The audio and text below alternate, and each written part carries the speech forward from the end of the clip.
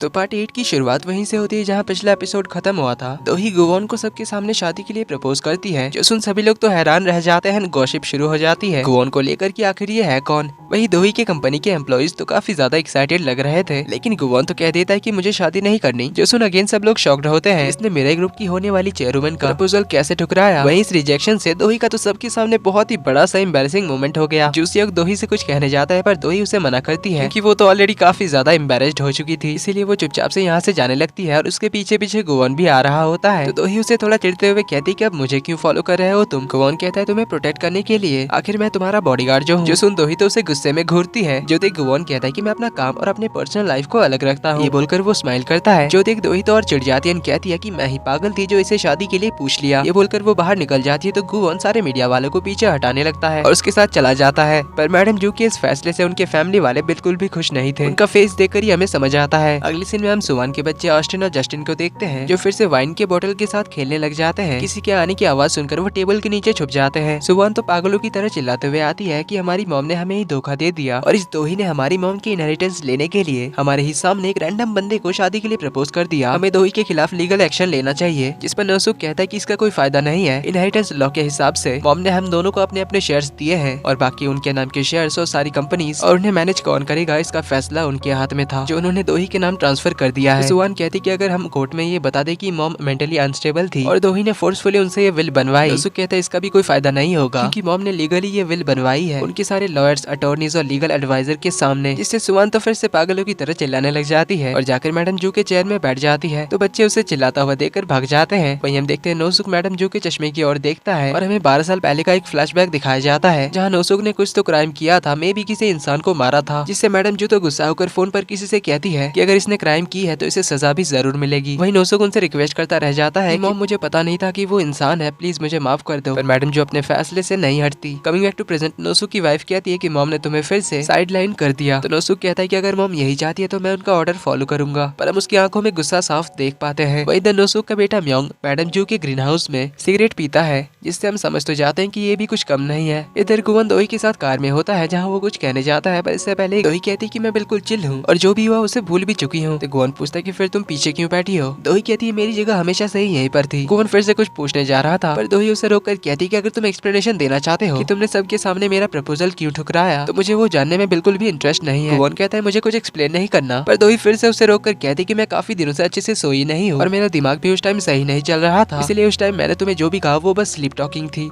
तो दोही एम्बैरेस होने से बचने के लिए कहती है कि कहीं तुमने उसे सच तो नहीं समझ लिया। गुवोन पूछता है क्या उस प्रपोजल को। दोही कहती है इतना ग्रैंड वर्ड यूज करने की जरूरत नहीं है, इसे हम छोटा सा एक्सीडेंट कह सकते हैं जिसके बारे में मैं केयर नहीं करती। गुवोन कहता है कि फिर मुझे कौन सी पड़ी है। जो सुन दोही तो और छिड़ जाती है और उसकी बातें बंद कराने के लिए म्यूजिक प्ले करने के लिए कहती है। गुवोन लाइट मूड गाने सर्च करता है, जहाँ पहले गाने का नाम था विल आई गेट मैरिड। शादी का गाना सुनकर दोही चेंज करने के लिए कहती है, जहाँ दूसरे गाने के लिरिक्स भी शादी से रिलेटेड ही थे। दोही फिर चेंज करने को कहती है, जहाँ तीसरे गाने का भी lyrics will you marry me से शुरू होता है। जो सुन गुवोन कहता है कि ये इंसानों क्या हो गया, सबके दिमाग में बस शादी की ही बात चल रही है। तो अब दोही उसे गाना बंद करने के लिए कहती है। तो वो लोग दोही के अपार्टमेंट पहुंचते हैं। निकलने से पहले दोही कहती कि आज जो कुछ भी हुआ वो हम दोनों के काम के बीच नहीं आएगी और मेरे दिमाग में उसको लेकर कुछ भी नहीं चल रहा। ये बोलकर वो जल्दी से निकल जाती है। तो देखता है कि मैडम जू का लिखा हुआ दोही के लिए लेटर वहीं पर छूट गया था। इधर दोही अपने आप से कह रही होती कि मैं बिल्कुल भी हट नहीं हूँ, क्योंकि मैं सच में थोड़ी ना उससे शादी करना चाहती हूँ। वो तो बस मुझे सामने दिख गया इसीलिए मैंने कह दिया, बस मेरा और कोई इरादा नहीं था। ये कहकर वो अपने आप को दिलासा देते हुए आगे जा रही थी, पर फिर अचानक उसे गुवोन पे गुस्सा आता है। वो चिल्लाकर कहती है कि अगर तुम्हें मुझसे शादी नहीं करनी है तो मुझसे फ्लर्ट क्यों करते हो और बार बार मेरे सामने क्यों आ जाते हो। अब उसने ये दरवाजे की ओर इशारा करके जोर से कहा था। हम देखते हैं कि दरवाजे पर गुवोन आया हुआ था, जो बेल बजाने ही जा रहा था पर रुक जाता है। दोही का गुस्सा सुनकर, क्योंकि अंदर से वो गुस्से से चिल्ला रही थी कि अब दोबारा आओ तुम मेरे सामने, फिर मैं तुम्हें बताती हूँ। गुवोन तो डर के मारे जाने लगता है, पर फिर लेटर को देखकर वापस से बेल बजाने जाता है, पर अंदर से फिर से दोही चिल्लाकर कहती कि इस बार आया ना तो हाथियों पर यूज करने वाले ट्रैंक्विलाइजर गन से उसके गर्दन पे हाई डोज के साथ ऐसा मारूंगी कि उसके सारे होश ठिकाने आ जाएंगे। जो सुन गुवोन तो डरते हुए कहता है कि अभी मेरा इसके सामने ना जाना ही ठीक होगा, इसीलिए वो बिना आवाज किए गेट से थोड़ी दूर जाता है, फिर भाग जाता है। तो दोही अपना गुस्सा निकालने के बाद अपने रूम की ओर जा ही रही थी, तभी उसके घर की घंटी बजती है। दोही सोचती है कि गुवोन होगा और उसने बातें सुन ली होगी, पर वो मॉनिटर में चेक करती है तो वो जूसियोक होता है। तो अंदर आकर दोनों मैडम जू के डेथ के बारे में डिस्कस कर रहे थे। जूसियोक कहता है कि उन्होंने मैडम जू को मार दिया उस ऑडिट टीम को रोकने के लिए, ताकि कंपनी में हो रही फ्रॉड का पता ना चले, और अब वो लोग तुम्हारी जान के पीछे भी है। दोही कहती है मुझे सच का पता लगाना ही होगा, जिसके लिए मुझे चेयरमैन बनना पड़ेगा और एक ऑडिट टीम मुझे ही बनानी पड़ेगी ताकि पता चल सके कि कंपनी में कौन फ्रॉड कर रहा है और मैडम जू को किसने मारा। पर जूसियोक कहता है कि तुम्हें इन सब से बाहर रहना चाहिए वरना तुम और ज्यादा खतरे में पड़ोगी। दोही कहती है खतरे में तो मैं अब भी हूँ जब तक वो कल्प्रिट नहीं पकड़ा जाता। देन कहती है कि सारी गलती मेरी है, मेरी वजह से उन लोगों ने मैडम जू को मारा। मैंने उन्हें तेजन के बारे में बताया जिससे उन्हें कंपनी में चल रही फ्रॉड के बारे में पता चला और मैडम जू को रोकने के लिए उन लोगों ने उन्हें मार दिया। जूसियोक कहता है कि कभी न कभी तो उन्हें सच का पता चलना ही था। दोही कहती है इसीलिए तो मैं अब सच का पता लगाऊंगी। तो जूसियोक पूछता है कि फ्यूनरल में जो लड़का था वो गुवॉन जिससे तुम डेट पर मिली थी, तुमने अचानक से उसे शादी के लिए कैसे पूछा? तुम उससे ब्लाइंड डेट पे एक ही बार मिली हो। दोही कहती है कि वो मेरे लिए ब्लाइंड डेट से थोड़ा ज्यादा है। जूसियोक पूछता है कि क्या तुम्हें उसके लिए फीलिंग्स है? दोही कहती है ऐसा भी नहीं, पर उसने मुझे काफी बार बचाया है। जूसियोक कहता है कि तो इसीलिए तुमने उसे अपना बॉडीगार्ड बनाया? दोही कहती है हाँ, और अभी सिर्फ वही है जो मुझे सबसे ज्यादा सेफ रख सकता है किसी और के कंपैरिजन में। ये सुन हम नोटिस करते हैं कि जूसियोक का फेस थोड़ा उतर जाता है। गोवन अपने ऑफिस वापस आता है तो बटलर को देखकर कहता है कि तुम हमेशा मेरी जगह पर क्या करते हो? बटलर कहता है कि क्योंकि आपका ऑफिस बहुत ही अच्छा है। फिर उससे पूछता है कि ये रिच फैमिलीज का फ्यूनरल कैसा होता है, वहाँ का खाना कैसा था? गोवन बताता है कि वो कोई फ्यूनरल नहीं था बल्कि उधर तो पार्टी चल रही थी। इन इंसानों के लालच का कोई लिमिट नहीं होता। ऊपर से ये दोही मैं उसका बॉडीगार्ड तो बना पर अब वो मुझसे शादी करना चाहती है। जो सुन बटलर तो हैरान होता है और कहता है कि फिर उस मूवी की कहानी सच है। गोवन उससे मूवी के बारे में पूछता है तो बटलर उसे द बॉडीगार्ड नाम का एक मूवी के बारे में बताने लगता है जिसमें एक सिंगर और उसके बॉडीगार्ड की लव स्टोरी थी, जिसमें पहले तो वो दोनों एक दूसरे को नफरत करते थे पर धीरे धीरे साथ रहते हुए उनकी नफरत प्यार में बदल गई। गोवन कहता है कि हमारे केस में ऐसा कुछ भी नहीं होने वाला। उसने कहा कि उसने मुझे स्लीप टॉक करते हुए प्रपोज किया था और वो सीरियस भी नहीं थी। और बटलर कहता है कि सोते हुए और ड्रंक होने के बाद इंसान तो और ज्यादा सिंसियर होता है अपनी फीलिंग्स को लेकर। तभी वो उस मूवी का एक डायलॉग मारने लग जाता है। बॉडीगार्ड्स के 3 रूल होते हैं, बॉस को अपनी नजरों से दूर मत जाने दो, सेकंड रूल हमेशा उसके पास रहो, एंड थर्ड कभी उसके प्यार में मत पड़ना। जेसन गोवन उसे साइड हटाता है और उसे कहता है कि ये प्यार व्यार बस इंसानों का डेल्यूजन होता है। तो बटलर कहता है कि आपको तो प्यार के बारे में कुछ पता ही नहीं है। गोवन कहता है मुझे पता है पर मैं उन बेकार चीजों में नहीं पड़ता। प्यार बस इंसानों की कमजोरी है। एक तो ये इंसान ऑलरेडी दिमाग से पैदल होते हैं, ऊपर से ये प्यार उन्हें और ज्यादा कमजोर बनाती है। जेसन बटलर कहता है कि आपको कभी प्यार नहीं मिला ना, इसलिए आप ऐसा कह रहे हो। अगर आपको वो प्यार मिलता तो आप डेमन नहीं बनते, एक गार्डियन एंजल बनते। जेसन गोवन उसे कहता है कि बहुत हो गया तुम्हारा गार्डियंस को लेकर बकवास, अब जाओ और अपने काम पर लगो। मेरी टेबल पे पड़ी उन फाइल्स का काम किया तूने? बटलर कहता है कि मैंने तो कब से अपना काम कंप्लीट कर लिया है, अभी तो आपका काम बचा है उन सारी फाइलों में अपनी साइन करने का। जेसन गोवन शॉकिंगली पूछता है कि क्या मुझे उन सारी फाइलों में साइन करनी है? कट होता है हमें इधर दोही के अपार्टमेंट में दिखाया जाता है। जूसियोक सोफे पर सोने जा रहा था, दोही उसे कहती कि मैं अभी ठीक हूँ इसलिए तुम्हें जाना चाहिए। जूसियोक को दोही की फिक्र होती है इसलिए वो कहता है कि मैं तुम्हें अकेले छोड़कर कैसे जा सकता हूँ, वो भी अभी इस सिचुएशन में, मैं यही हॉल पे रह जाता हूँ। दोही कहती है कि तुम्हें पता है ना कि किसी और के रहने पे मुझे नींद नहीं आती। जूसियोक कहता है कि ठीक है फिर मैं तुम्हारे दरवाजे के बाहर रुक जाता हूँ। दोही कहती है भाई मैंने कहा ना कि मैं ठीक हूँ, मुझे शायद तुम्हें बताना नहीं चाहिए था उन सब के बारे में। जूसियोक कहता है कि इस बारे में सोचना भी मत, जो भी होगा सबसे पहले तुम मुझे बताओगी। तो दोही कहती कि क्या तुम्हें लगता है कि मुझे नींद आएगी कि तुम मेरे डोर के बाहर जगे हुए हो, इसीलिए तुम आराम से घर जाओ और मेरी चिंता मत करो। तो जूसियोक फाइनली मान जाता है पर जाने से पहले वो दोही के फोन में इमरजेंसी नंबर की जगह पर उसका नंबर डाल देता है और उससे कुछ भी हो तो तुरंत फोन करने के लिए कहता है। तो उसके जाने के बाद दोही सोच रही होती है कि अभी उसे क्या करना चाहिए, पर तभी उसके फ्रेंड्स ग्रुप में सभी लोग उससे पूछने लग जाते हैं कि वो लड़का कौन है, क्या वो तुम्हारा बॉयफ्रेंड है? तुमने उसे डायरेक्टली शादी के लिए पूछ लिया? जो उसे देख दोही समझ नहीं पा रही थी कि इन्हें आखिर कैसे पता चला। पूछने पर उसके फ्रेंड्स बताते हैं कि अभी सोशल मीडिया पर यही हॉट टॉपिक बन गया है। दोही चेक करती है तो हर जगह यही न्यूज फैली हुई थी। मेरे ग्रुप की होने वाली चेयरमैन को एक लड़के ने उनकी शादी के प्रपोजल को ठुकरा दिया। जो देख दोही शॉक्ड होती है। इधर गोवन के तो हाथ दुखने लग गए थे पेपर्स पे साइन करते करते, क्योंकि वो तो हमेशा से अपने पावर से साइन करा लेता था। तो बटलर पूछता कि फिर आपने दोही के प्रपोजल के बारे में क्या सोचा? गोवन कहता है कि मैं कोई पागल नहीं हूँ जो उससे शादी करूंगा, मैं एक इंसान का बॉडीगार्ड बन गया यही बहुत है। मैं एक महान डेमन होकर एक लो लेवल इंसान से शादी करूं, ये तो वैसा ही हो गया कि एक मीट खाने वाला मुर्गी से शादी करता हो। मुझे इंसानों का शिकारी कहा जाता है और मैं उसी से शादी करूं, इम्पॉसिबल है।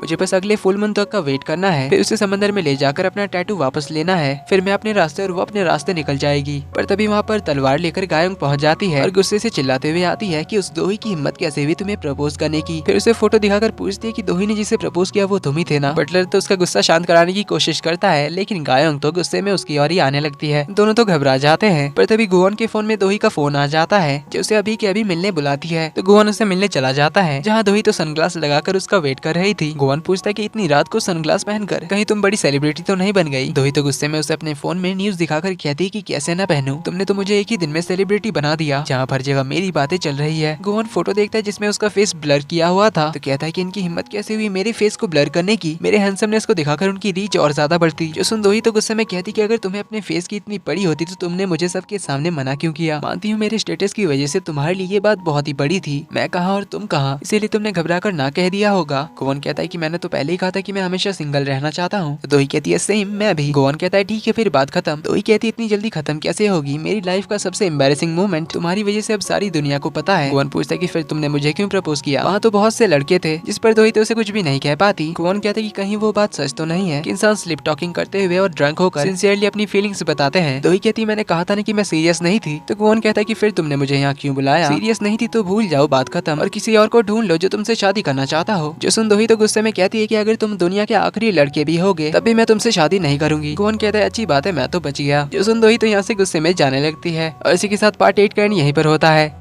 वीडियो पसंद आई तो वीडियो को लाइक कर देना, चैनल पर पहली बार आए तो do subscribe and hit the bell icon. जल्दी ही मिलते हैं अगले पार्ट में, तब तक के लिए take care and bye bye.